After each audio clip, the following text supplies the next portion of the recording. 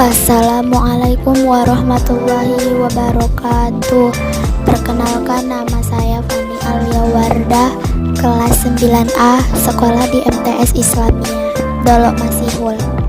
Di sini saya akan mempresentasikan materi IPA tentang reproduksi pada hewan dan tumbuhan. 1. Jelaskan tentang reproduksi tumbuhan. Reproduksi tumbuhan secara umum ada dua, yaitu aseksual atau vegetatif dan seksual atau generatif. Reproduksi tumbuhan adalah proses perkembangbiakan tanaman atau pembentukan individu baru atau keturunan pada tanaman agar tidak mengalami kepunahan. 2. Jelaskan tentang reproduksi vegetatif.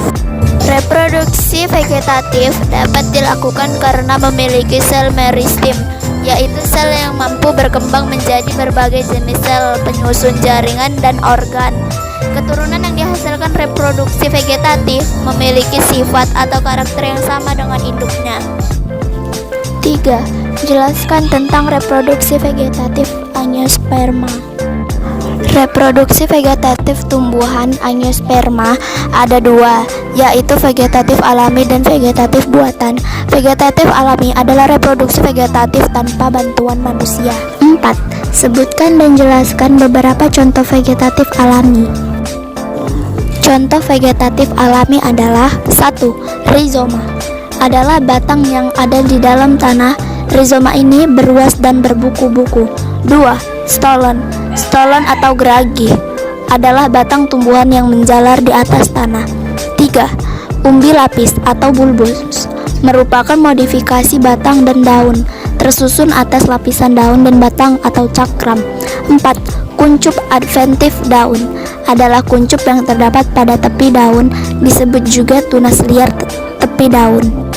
5. Jelaskan tentang vegetatif buatan. Vegetatif buatan, reproduksi vegetatif dengan bantuan manusia. Vegetatif buatan ada 5, yaitu cangkok, merunduk, menyambung, menempel atau okulasi, dan stek. 6. Jelaskan masing-masing vegetatif buatan. 1. Cangkok. Cangkok dilakukan dengan mengelupas kulit tangkai tanaman berkayu, kemudian balut dengan tanah dan bungkus dengan serabut kelapa atau plastik. 2. Hasil dari tumbuhan cangkok adalah cepat berubah tetapi perakarannya kurang kuat. 3. Merunduk. Merunduk dilakukan dengan membenamkan tangkai tanaman ke dalam tanah, sehingga bagian yang tertanam dalam tanah akan tumbuh akar.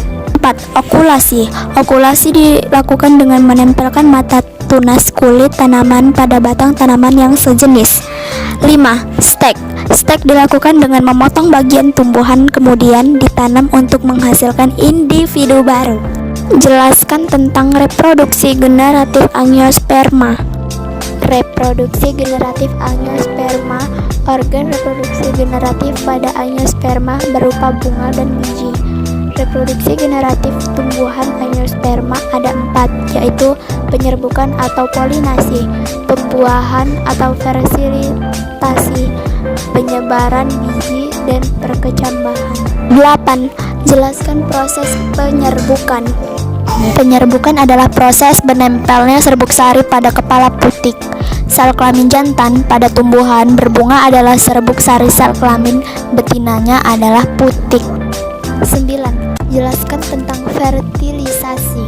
Fertilisasi pembuahan sel kelamin betina oleh sel kelamin jantan. Serbuk sari memiliki inti vegetatif dan inti generatif.